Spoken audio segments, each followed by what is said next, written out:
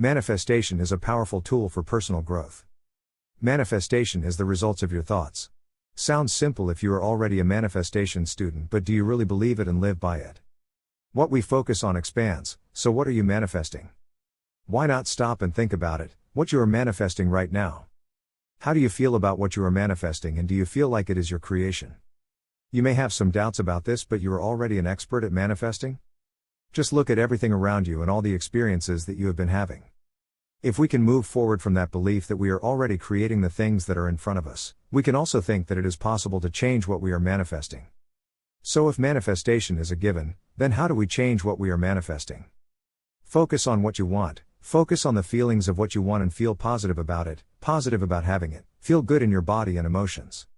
The opposite of this is to focus on not having it and that we should have it. This is an important point, so think about this for a while. Think back to the experiences that you have had and how you felt about those things before they were delivered. Think about things that came easy and things that were difficult. Use your own experiences to take this point to a deeper level deeper.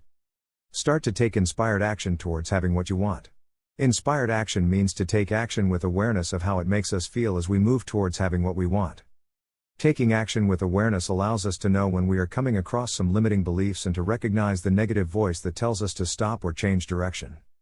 The simplest method to follow when we hit a negative belief is to just ignore it and replace it with a positive one. This may take some repetition, but it is well worth it.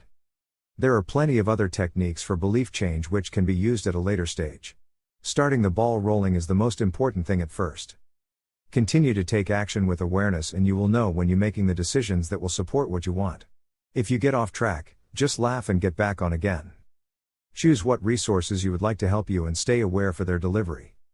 Personal growth is a lot about knowing who we really are, and using conscious manifestation is a great tool to learn a lot about ourselves. When you master conscious manifestation, you will also realize at a deeper level that it was really you who created all those experiences.